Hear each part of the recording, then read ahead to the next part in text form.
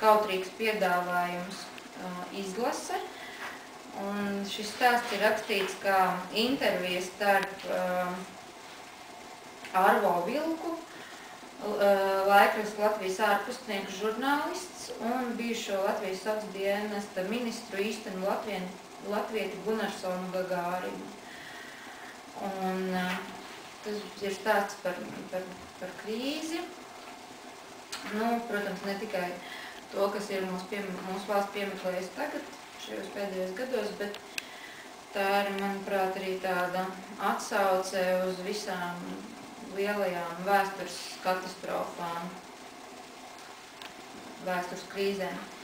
Un šis nosaukums, kautrīgs piedāvājums izlase, ir arī es esmu aizņēmusies no rakstnieka Jonathana Swifta, kurš ir vairāk pazīstams kā Gulliver ceļojuma autors, bērnu grāmatas, bet patiesībā tā ir, pilnajā versijā ir tāda satīriska grāmata, kas, manuprāt, latviski nav pilnā versija izdota. Ir tikai fragmenti, tā kā ar domu bērniem izdots, bet patiesībā tā ir literatūra pieaugušiem. Un tad viņam bija arī viens tāds stāsts, tobrīd, kad Īrijā bija bats, viņš uzrakstīja stāstu Kautrīgs piedāvājums, kur viņš piedāvāja visus jaundzimušos Īrijā, jo bija bats, piedāvāja jaundzimušos lietot kā pārtikas preci. Tas bija ļoti tāda smaga satīra. Un tad šis nosaukums ir aizņemts no turienes, kautrīgs piedāvājums izlases. Un šeit būs par izlases veidošanu tātad. Tātad Gunarsons Gagārins stāsta.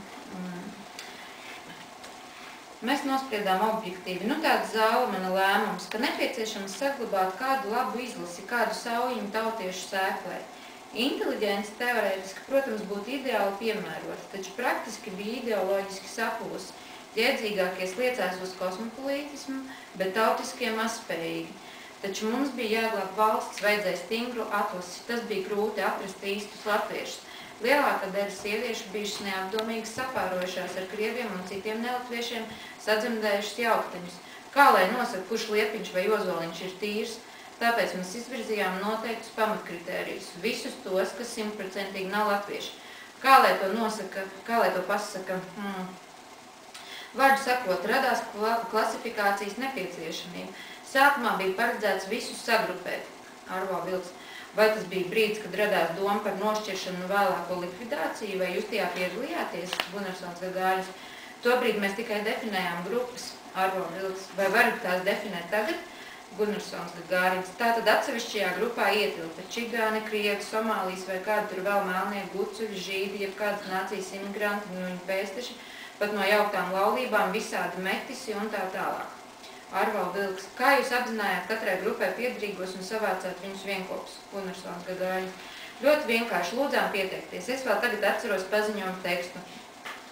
Redakcija pievieno paziņojumu tekstu fragmentu.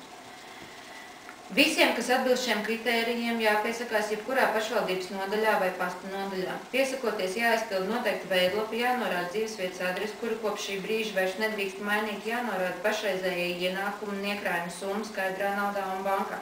Jānorāda bankas nosaukums un bankas konta numurs, jānorāda radinieku nodarbošanās un dzīvesvieta. Apmaiņā jāuzklausa pašvaldības vai pasta nodaļas darbinieku norādījumu un jāsaņem individuālā pazīšanās zīme, kas nekavējoties jāpiestiprina un jānēsā redzamā vietā uz savu apģērbu vienmēr, jebkuros apstākļos. Otrajā grupā jāpiesakās visiem, kas postulē par īstiem 100% latviešiem. No šīs kategorijas automātiski tiek izslēgti latvieši ar nelatviskiem uzvārdiem, kuros jaušams jebkuras citas valodas vai kultūras piemaisījums. Piesakoties jāiesniedz detalizēts dzimtes ciltskoks, kas uzrāda iesniedzēja 5 iepriekšējās paaudzes un iesniedzēja laulātā drauga vai civilpartneri 3 iepriekšējās paaudzes. Ja abu savstarpējo attiecību rezultātā radušies pēcnācēji, kas tiek saukti par latviešiem, piesakoties jānodod asins analīzes. Apmaiņā jāsaņem individuālā pazīšanās zīme, kas nekavējoties jāpiestiprina un jānēsā redzamā vietā uz savu apģērbu vienmēr jebkuros apstākļos. Trešajā grupā ietilpst īpaši aizsargājamie iedzīvotāji. Šai kategorijai piederīgi lībieši, latgaļi un citi pašmāju kultūra etnisko minoritāšu grupu tīrie pārstāvji.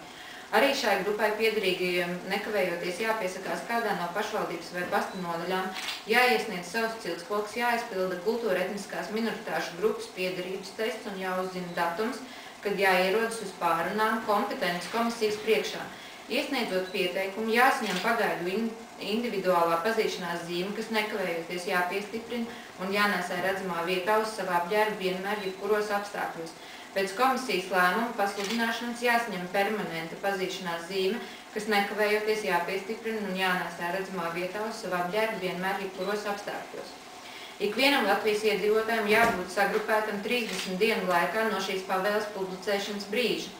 Pēc šī termiņa stājas spēkā obligātā pazīšanās zīmju nēsāšana jebkurā diennakts stundā un visās vietās, tostarp personīgajā apdzīvojamajā platībā, darba vietā, publiskā telpā, sabiedriskā transportā un tā tālāk. Kopš likuma stāšanās spēkā likuma neizpildīšanu un pārkāpšanu kontrolēs visas likumsargājošās institūcijas.